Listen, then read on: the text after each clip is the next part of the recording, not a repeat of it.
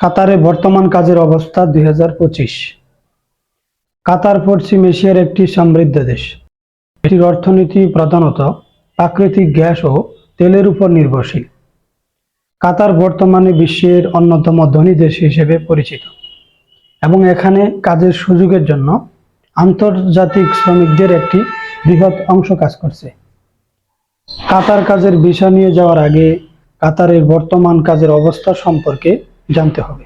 কাতারে কাজের বাজারের বেশিরভাগ চাহিদা নির্মাণ শ্রমিক, মেকানিক, অটোমোবাইল ইঞ্জিনিয়ার, হোটেল কর্মী এবং খাদ্য ও পানীয় শিল্পে কাজ করা লোকদের জন্য।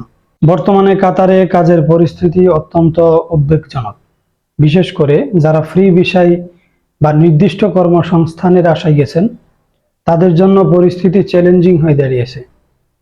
বিশ্বকাপের পর কনস্ট্রাকশন খাতে ধীরগতির কারণে অনেক শ্রমিকের কর্মসংস্থান বন্ধ হয়ে গেছে, ফলে অনেক প্রবাসী দেশে ফিরে যাচ্ছেন। কাতার এবং ওমানে কাজের সুযোগ সংকুচিত হয়ে এসেছে এবং কাজ না পাওয়ার আশঙ্কা বাড়ছে। কাজের নিশ্চয়তা না থাকলে এই দুটি দেশে যাওয়া থেকে বিরত থাকা উচিত। তবে হোটেল, রেস্টুরেন্ট এবং দোকানে কিছু কাজের সুযোগ রয়েছে যেখানে শিক্ষাগত যোগ্যতা ও ইংরেজি ভাষায় দক্ষতা থাকা জরুরি। এবার হচ্ছে কাতার ভিসা কবে খুলবে। বর্তমান কাতার কাজের ভিসা চালু থাকলেও এটি নিয়ে কিছু সতর্কতা প্রয়োজন।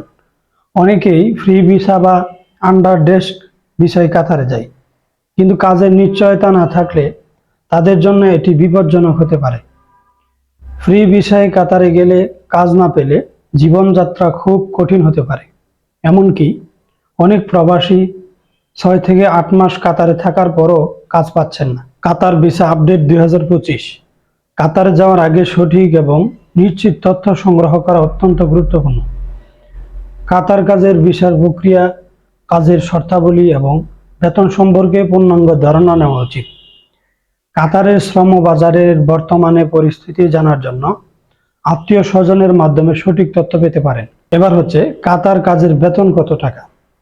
কাতারে প্রতিনিয়ত নির্মাণ, হোটেল, রেস্টুরেন্ট খাতে সেক্টরে কাজের সুযোগ বৃদ্ধি পাচ্ছে, ফলে কাতারে প্রবাসী শ্রমিকদের জন্য কর্মসংস্থানের সুযোগ অনেক রয়েছে। তবে তাদের বেতন কাঠামো সাধারণত দেশীয় শ্রমিকদের তুলনায় কম। যদিও কাতারে একজন কর্মী সর্বনিম্ন বেতন প্রায় 1000 রিয়াল। এটি বেসিক বেতন, যা সাধারণত অদক্ষ বা কম অদক্ষ সম্পন্ন কর্মীদের দেওয়া হয়।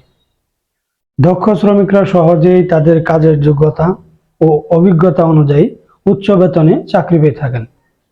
এদেশে সাধারণত এক সপ্তাহে 48 ঘন্টার বেশি বেসিক ডিউটি থাকে। দক্ষ শ্রমিকরা সহজেই তাদের কাজের যোগ্যতা ও অভিজ্ঞতা অনুযায়ী উচ্চ বেতনে চাকরি পেয়ে থাকেন।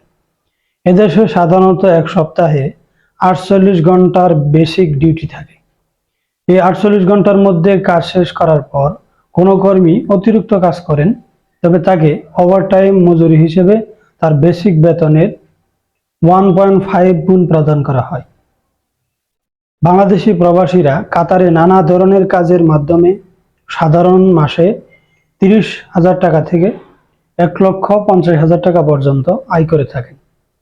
এই আয় ব্যক্তির কাজের ধরন, অভিজ্ঞতা, দক্ষতা এবং কাজের সময়ের উপর নির্ভর করে থাকে।